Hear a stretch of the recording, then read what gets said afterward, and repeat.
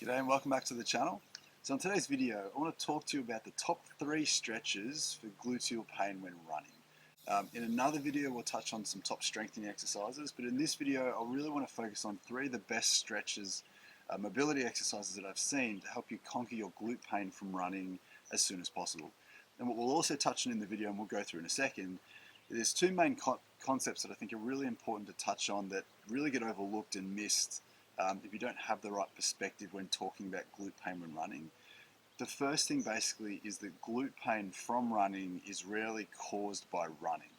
And that can often sound really strange because most people will develop glute pain while they're running or very soon after running, and it's very easy to make that association that running was the cause of that glute pain.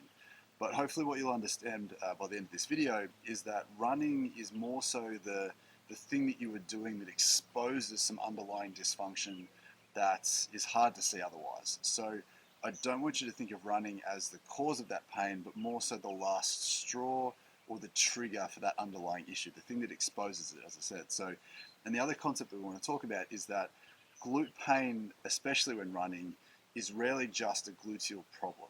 And I think the main thing that I want to talk about and the bigger overarching idea that I want to get you to keep in the back of your mind while we're going through these stretches is that the gluteal muscles are often very reactive to low back dysfunction. And you don't have to have low back pain, you don't have to have like a disc bulge or a stenosis or a nerve root issue in your spine. It doesn't have to be painful, but that dysfunction in the low back can ask the gluteal muscles to become dysfunctional as well. So again, if you're trying to mobilize your glutes with these stretches, you're doing all the strength work, you're doing all the right things to get that glute pain under control, if you're not also having a conversation with yourself as to what's going on with your lower back, we're potentially missing that root underlying cause, the thing that's exposed while you're running, and then the idea of having to keep stretching, keep mobilizing indefinitely is on the cards. So if we want to get to the point where you used to be someone who used to have to stretch your glutes and you used to have glute pain when running, we need to have a really important conversation about your lower back. And the first exercise that we're going to get to is going to attack any of that hidden low back dysfunction, give those glutes a chance to normalize, so that when we come over the top of that with some gluteal specific stretches, it's going to be more impactful, it's going to be longer lasting. And then in another video, when we go through the strength exercises, you're not going to have to keep sort of going around in circles trying to reclaim that gluteal strength, reclaim that gluteal mobility, because we've taken away that root underlying cause for that dysfunction in the first place. So again, we want to make sure that we've got a bit of a broader perspective beyond gluteal pain if we want to fix it. So the first exercise that we want to get to basically just involves the use of a ball. So this is a lacrosse ball. You can use a tennis ball. You can use anything that you want. But the idea that we're going to follow through with this is we're going to go looking through some lower back dysfunction, not at the base of your spine, which is often where we tend to look at first, but more so where your lower back meets the base of your rib cage. So for anyone who's in this space, we're looking at sort of that T12, L1, L2, L3 segments. We don't have to be too specific, but we want to get you to find where you need to be that's connecting to those glutes. And it's really easy to do with the ball, and it's a really great way to mobilize any areas of restriction that you feel or you find with the ball. So the way that we do this basically is we want to start with the ball in the middle of the spine where the bumps are. Again, we'll start at the base of your rib cage, but we're going to move up and down based on what you feel. And I'll get you to start on one side. So we're going to gently get the ball to roll off a little bit to one side, and we're going to get you to lie down on that ball. So it's a really, really simple exercise. And all we're going to get you to do basically is we're going to get you to move the ball around gently until you find a spot that feels a little bit stiff, tight, or potentially tender. Now, one of the main things to think about with this is that it doesn't necessarily have to be on the same side. So when you're running around, if you feel like you've got some right-sided glute pain, then we definitely want to start you on the right-hand side. But again, if you've seen the channel before, if you've seen these videos before, you'll know that we really want to prioritize an area that feels stiff and tight over an area that feels sore. So even if you place the ball into an area of your back and it gives you some of that glute pain, or it reproduces or connects to your symptoms really clearly, if that's not really stiff and tight, it doesn't feel like the ball's quite stiff and tight there, and if you move it across to the other side and it suddenly feels a lot stiffer and tighter, you actually want to be on the side that feels stiff and tight. So once you've found the segment that's important, that's obviously really vital and really helpful to find. But then we also want to forget what side your pain's on and go looking for the spot that feels the most stiff, tight, and restricted. So again, the ball is a really great way to do that. A foam roll is another great way to do that as well.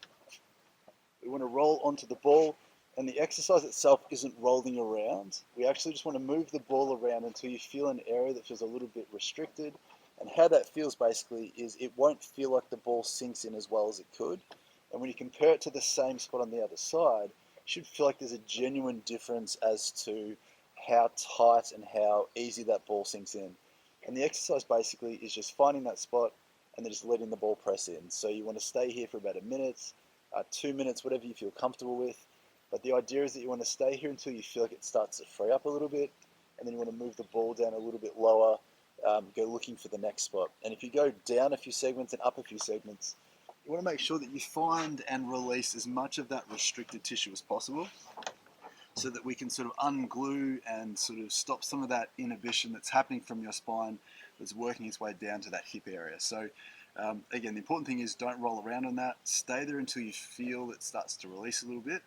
And just for your information, what we're trying to do with this is we're trying to affect the deeper joints of your spine. The joints are underneath a lot of that soft tissue, so if you find some tight soft tissue, try and sink into that a little bit. We want to stay there and not roll on it because we want to get that deeper joint restricted tissue to give. If we're rolling over the top of it, then it's a lot easier to gloss over some of that deeper stiffness. Yes, it can be like a massage to the muscles, but we want to get deeper than that to free up some of that deeper stiffness and affect that gluteal area from the back. So it's a really important part of this conversation. If you're not doing that, then it's really hard to expect your gluteal pain to magically fix itself, despite the next two exercises and the strength exercises that we'll get to in another video. But it's really important to keep that in mind. So that's exercise number one. Stretch number two is that we want to give you a symptomatic stretch for those gluteal muscles, the areas that have become tight and sore. And again, we can use the ball to rectify some of that restriction. And it's a really simple way to do it. All we want to do is, like we did with the back, we want to move the ball down into your butt cheek. You want to lie down on that butt cheek and go looking for the spots that you find are stiff, tight, and tender.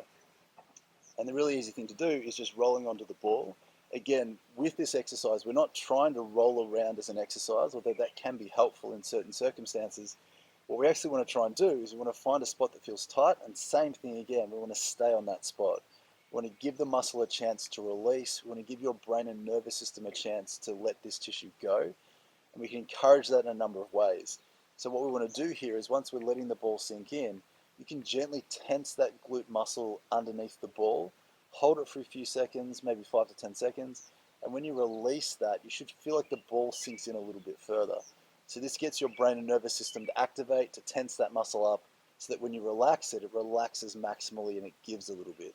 So we want to, again, same thing with the back exercise, we want to take your time hunting around, looking for the exact areas that you find are stiff, tight, and tender, and give them a tense, and then release and let that free up.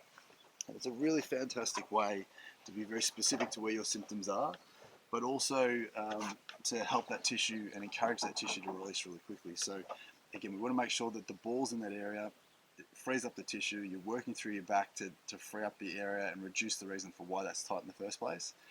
And then the third exercise that we want to get to is just a hip rotational stretch, a gluteal stretch. Again, we want to target some of the soft tissue that's tightened up. And a great way to do that is with the pigeon stretch. And in a perfect world, basically, you would do this on a seat or a bench or something like that. But all it basically is putting your leg into an externally rotated position. Now, if you're doing this up on something, obviously you don't have to be as deep into hip flexion as I am on the ground here. But we want to make sure that you start with your hip up a little bit, and then we're looking to drop that leg down as far as you feel comfortable. And we're looking to feel some tightness in that gluteal area. And the really important thing here is that you keep your back straight. So we're not trying to get down as low as possible, because as you'll see in the video here, my back will bend to get me there.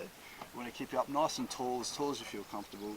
Let the knee drop as far as you feel comfortable until you find some really nice tightness in that back pocket area.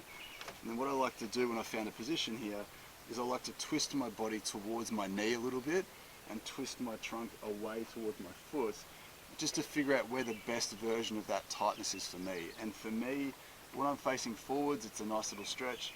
But as soon as I rotate towards that knee a little bit more and encourage more hip external rotation, I notice that there's a lot more tightness in that area.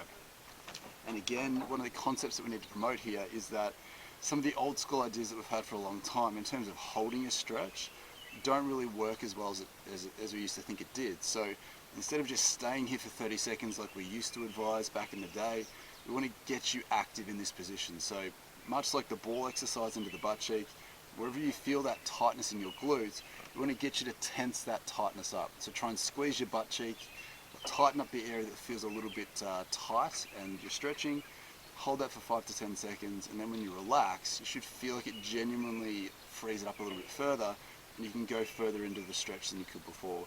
And then we'll repeat that process as much as you need to. So again, take a breath in, give that glute a bit of a squeeze, hold that for a few seconds, and then release and let that sink in, and keep repeating that process on both sides until you feel like you've stopped making change. So again, that exercise is a fantastic way to get that gluteal muscle to free up a little bit faster.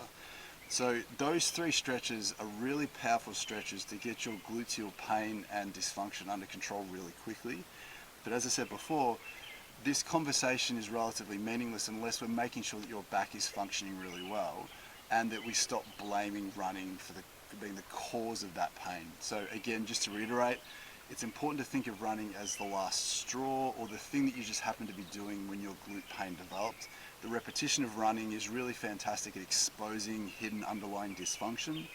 So whether it's knee pain, shin splints, ankle problems, hip or back problems, running is just the thing that brings that out, or brings that to the surface. So with that in mind, what we need to talk about basically is why all this happens in the first place. What is the cause of this gluteal pain when you're running, if running isn't the cause? And it might surprise a lot of people that generally, for most people, the cause of gluteal pain when running comes from the less sexy, less interesting, more boring situations throughout the day, most likely related to sitting in a lot of cases. And the reason for this is, once you've found the ball and you've looked through your spine to find where those main tight and stiff spots tend to be, there has to be a reason for why that is there, why it's one specific segment or two, why it's one side compared to the other and not somewhere else.